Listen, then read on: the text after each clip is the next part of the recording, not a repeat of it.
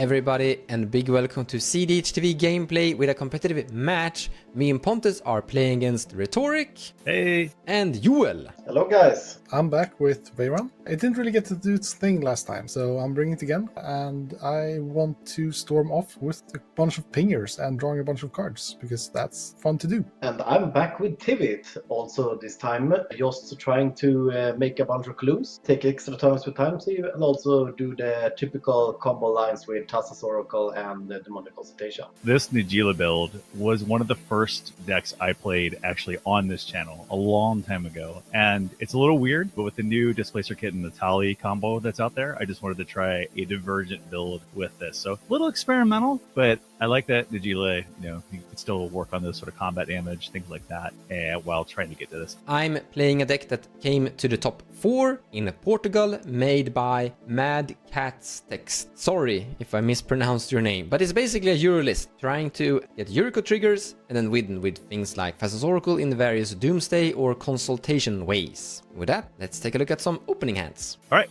let's draw our first 7. Okay, so we don't have anything that's super fast, so it's kind of worried about it. I might be sitting here like I've done in the past. So we're going to go ahead and pitch this, go to our second 7. Kind of interesting. We have Demonic Tutor as well. So I don't know. I mean, there's a couple different things here, but why not? Let's just try it. No fast mana. We have a Gutter Snipe, which will be nice when we get to or if we get to the Curiosity effect. I guess we can do like veyran into Fierce Offer, but that's not good. Yeah, not keeping this. Too slow. This hand is kind of keepable in a weird way. We're not in the fastest spot here. The play we would do if we were to keep this is to play land, go talisman, then land, talisman, go, keep up offer indefinitely. That's not a very good play, and like wheeling turn 3 as the payoff, that's not that great. I'd rather have something more explosive, especially since I don't think we really need to play table police at this table. None of the decks are really fast. I think I might actually be the fastest kinda. So yeah, go to 6. Starting to wonder if I run fast mana this list. This hand is maybe a turn 3 heuristic,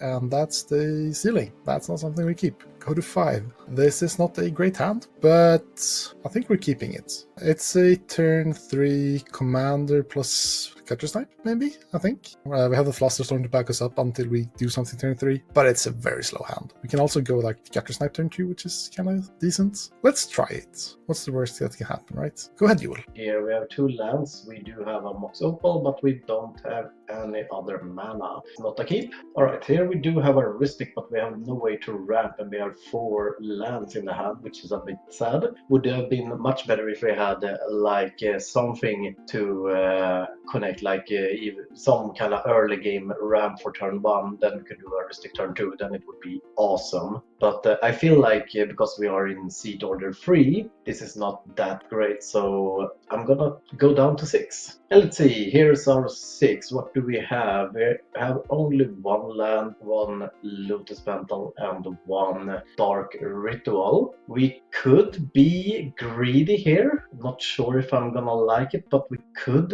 potentially do a Dark Ritual, do a Praetor's Grasp, and steal 1's fish. Wouldn't be that kind of bad, I think. Or else we could try Opposition Agent, but I think that's a bit risky, even though we maybe will hit a fetch land and get our second land. I think the fish play might, because we are still in seat 3, so I'm really not into that plan, to be honest. Maybe I don't see the line here, I'm not sure, but I think I'm gonna be a little bit greedy and go a little bit deeper here. I think keeping this hand is really, really risky, especially with a fish turn 1 in seat 3 order, when there is 2 people that can ramp out before us, and Mons is also playing a Yuriko. So yeah, Yuriko is really creature heavy, right? So I'm definitely gonna take a mull here, I think. Okay, here is our 5, and sadly we got punished for it, so yeah, let's take our 4. And this is probably much better. We do have an early game ramp. We're facing 2 players that might play a dockside, so we could do here keeping the Phantasmal Image if we want to gain some treasures. I think we're gonna do that, bottoming these 3 cards. So I actually kinda like this hand. We have a Lotus Petal, Vamp Tutor, Tainted Pact. Like, we have a lot of really good stuff. Seagate Restoration and a cool spell here. And we have the right amount of lands we want. amount. Nothing more, nothing less. However, there's a slight problem here. You see, we don't have a turn 1 attacker, and that is kind of key with Yuriko. We don't actually need a turn 1 attacker in this case because, once again, we have the Vamp Tutor for Fastest Oracle, then Tainted Pact, and we win the game, so who cares? However, that is a Tainted Pact and on a consult. This hand, if that Tainted Pact would have been a consult, we could have gone for a turn 2 win by simply just producing 3 mana on turn 2. However, we have to produce 4 mana, and that is a little bit slower, so this hand is looking for a turn 3 win. Turn 3 win might sound great, but it's also a turn 3 win without protection. A Force of Will Pact of Negation would have been great here, and we don't really have like a backup plan to it. So this is a hand you can keep, but I think it's risky. I'd rather have a game if I have an attacker that builds towards something like this. So I'm actually going to mulligan, but I do recommend trying to keep hands like this sometimes because they're not that bad. They actually work, but they are risky. There's a chance this hand will just get stuck and being interacted with and then sits and does nothing. The second 7 is worse. We don't have anything we're building into, or well, Doomsday is good, but we are not having any 1-drop attacker for turn 2, so we're gonna mulligan and go to 6. There we go, this is perfect. Ornithopter, really happy about that. We also have a Changeling. This is actually great because we are going to have 2 Yuriko triggers on turn 2. Really happy about that. And then we have a Nashi Moonsage Scion that's gonna be ninja'd into play on the Ornithopter next turn. So we're looking at a lot of Yuriko triggers here. So in other case, the hand doesn't really matter because we're effectively gonna draw a lot of cards here, so it should be fine. The question is, what card are we gonna bottom? We have to bottom either one of these two because we needed 2 lands, and we're probably gonna keep Nashi here because we have a lot of evasive attackers to generate triggers from her early in the game. I think I'm gonna bottom Dig Through Time because that one is a little bit expensive, and this is a deck that could actually win with the Doomsday quite efficiently. We have a lot of ways to crack the Doomsday pile with the amount of ninjas in our hand, so we're looking at a great potential game. The only thing we're lacking is interaction, but we are gonna draw a lot of cards with this hand, so we should be fine. Like, Yuriko will solve most of our problems. And with this, let's start the match. I'm going to play Misty Rainforest, tap it, pay a life. I'm going to get this Tropical, and then put Wild Growth on. And then after that, I'll pass the turn. Take my turn. Land for turn will be a Misty Rainforest. Fetch, finding a volcanic island, and then I'll pass the turn. Draw a card. Ancient Tomb, tap it and lose 2 life, and cast a Talisman. And I'm gonna pass my turn. Draw a card. Things are getting better. We're gonna play this Morphic Pool, tap it, Mouth Dust Changeling, and then I'm also adding in this Ornithopter, and then I'm passing the turn. Do City Brass, cast najeela. That's all good. I will ship the turn. Gutter Snipe. Gutter Snipe in play, I'll pass the turn. Lose a life and fetch for a card. Fetch for this Underground Sea, and then I'm gonna pass the turn. Untap and draw. Nice. I'm gonna draw what I just cast, Mox Amber. Let's begin with that one. I'm gonna play this land. This is a land that taps for black mana, but it can also give a legendary creature fear, making Yuriko a little bit harder to block, which is kind of key for this deck. And then we're gonna go to combat, so we're gonna spread things out, or well, Mafda's Changeling is going at Tivit, and the Ornithopter is going at najeela. Declare no blocks. No blocks. After no blocks have been declared, I'm gonna ninja in Yuriko, Tiger Shadow, and return Ornithopter back to my hand, where Yuriko is now smacking 1 damage at najeela. You both take 1 each, and then I will have 2 Yuriko triggers, because this is a ninja, as it's every creature type. So the first Yuriko will hit a Rippling Fear and deal 4 damage to everyone. The second is going, oh nice, Snuff Out, that's another 4. That's a good hit. Sadly, I don't actually have any swamp, so I can't cast Snuff Out for free. But after doing 8 damage, I'm going to my second main phase and recasting the Ornithopter and then passing the turn. Land per turn will be Morphic Pool. Go to combat. I will send najeela at Mont, and with the warrior, tapped and attacking, I will send that at Tivit. No blocks, I take free from najeela. Cast Demonic Tutor. I pass. Demonic Tutor resolves. I got the card. It's in my hand. 6 cards in hand. I'll pass the turn. Go to my turn. Command Tower, land turn. Trigger Seed of Traitors. I'll tap it in response. Cast my commander, Veyran. So Veyran has, whenever a instant or sorcery I cast triggers a permanent I control, it triggers twice. So if I cast a instant or sorcery, my Gutter Snipe will deal 4 damage instead of 2. But since I don't have anything to cast, I'll just pass the turn. Gonna play this Spire of Industry, cast this Phantasmal Image, copying Yuriko. I pass on this. Alright, it enters a copy of Yuriko, and then I'm gonna pass the turn. I'm gonna go to my turn and draw a card and untap. So we could actually try and go for it here. We have the exact 3 black mana to cast Doomsday. And with 2 Yuriko triggers, we're gonna be able to crack that Doomsday pile pretty easily. Also, we can cycle Street Rate to draw 3 cards from the Doomsday. So winning here is like very easy to do. However, there is a chance they have interaction in their hand. Jewel currently has 2 mana, so that's an Oppo agent potentially. With an Ancient Tomb and that other land that can tap for a black mana. Rhetoric, the najeela player, also has like 2 mana available. I don't think there's also a chance that Pontus actually has like a Force of Will in his hand as well, like a free to cast counterspell. The chance of this failing, like the chance of having an Oppo agent from Jewel, is a little bit terrifying. This is definitely a moment where you could gamble and go for it, but I'm gonna choose not to. We're still having a pretty good game. If we just get 1 more mana into our hand, we'll cast Crippling Fear instead. That will basically set them all back pretty good. It's not winning on the spot, but if we resolve a Crippling Fear in this game, we're winning slowly anyway. So we're gonna go to combat, draw 3 cards with Yuriko, and then we're gonna see what we develop into. We're sending these 2 at Rhetoric, and then we're sending this Ornithopter at you, Tivit, the Jewel player. I have no blocks. Yeah, I don't have any blocks either. After 0 blockers have been announced, I'm gonna tap this for a blue. I'm gonna ninja in this Missplayed Shinobi Ninja. And return the Ornithopter. When Missplayed Shinobi deals combat damage to a player, return target creature that player controls to owner's hand. I would like to proceed to damage. Nani?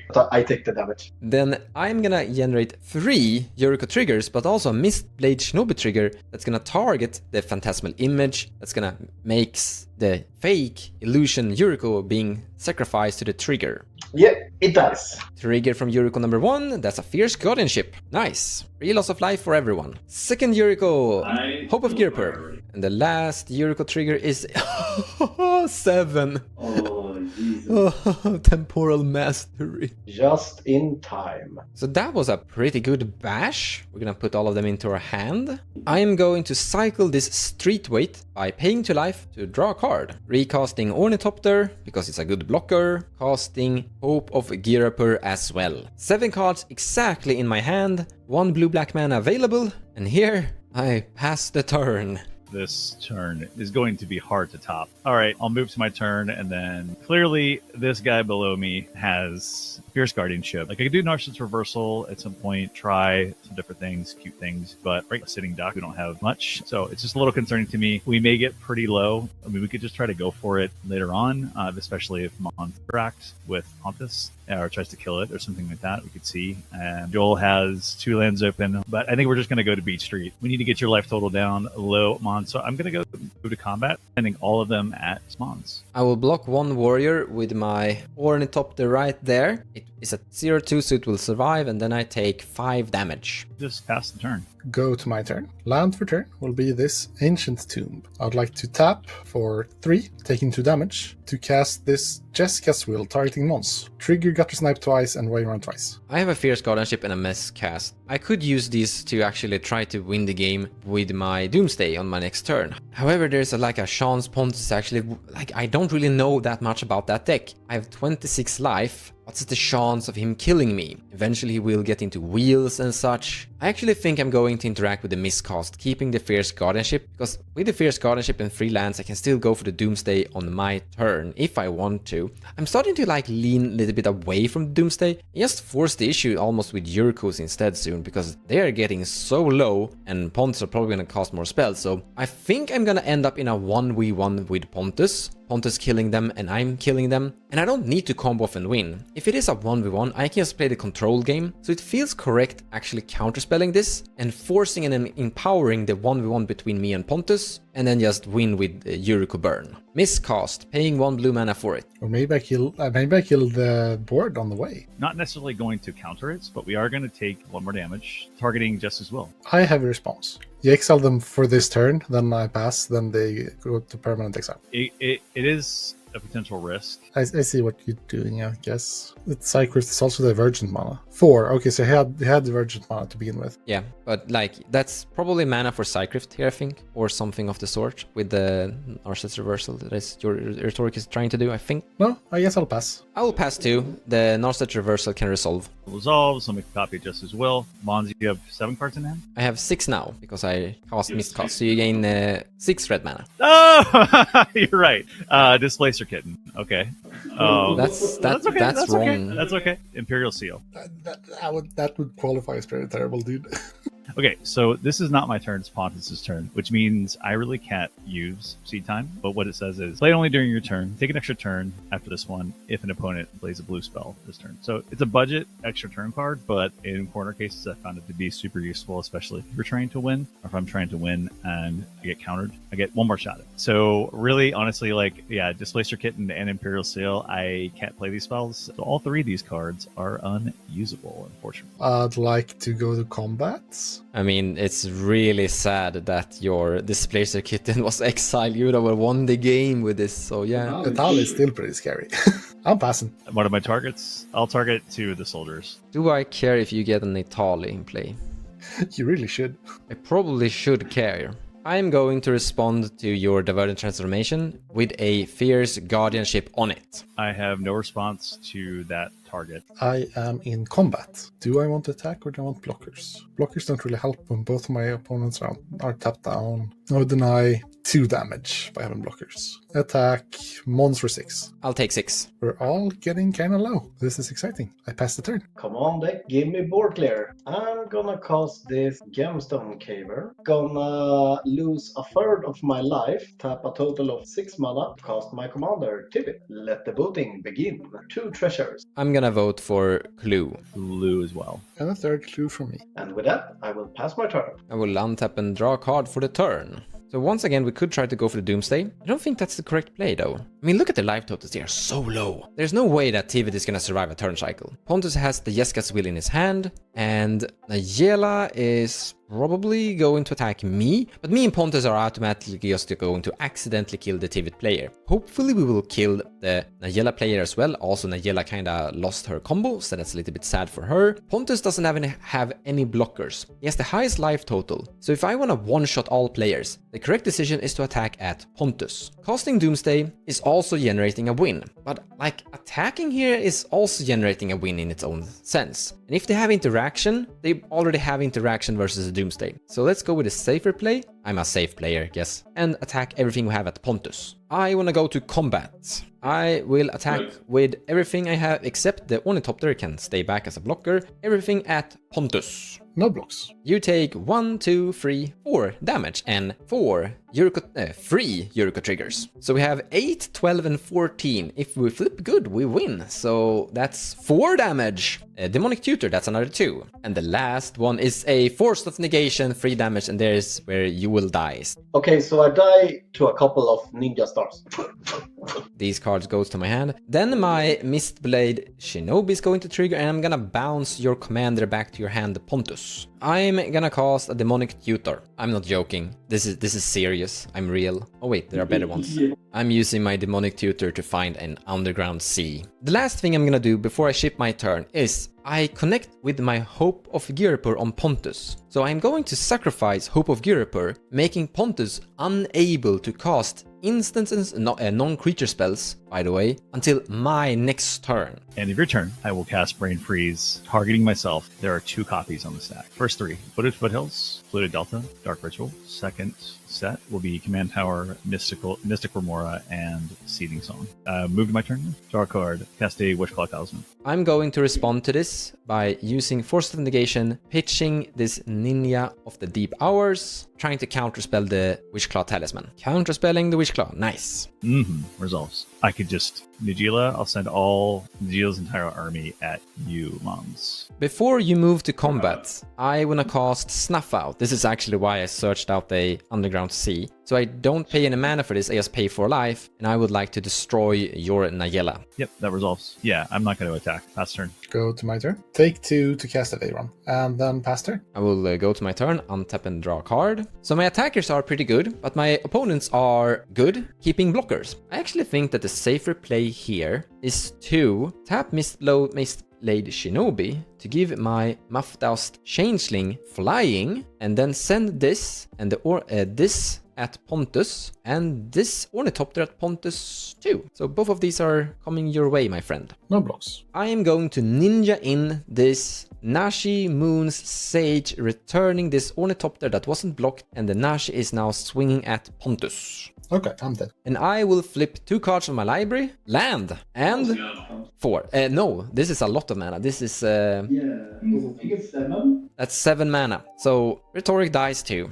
Ninja win by burning my opponents to death. Nice. GG's, everybody. Hope you like that. GG. Ninja, great, go! That's the least amount of lands I've seen a Yuriko flip in my life, actually. Well, that's how it goes. Got greedy with trying to get that Jessica's Will, which ruined my combo. Regardless, it was a fun game. GG's. Honestly, I think I was really lucky there. But I played really technical and I played really safe. I think that's correct still. Thanks for watching, guys. See you in the next video.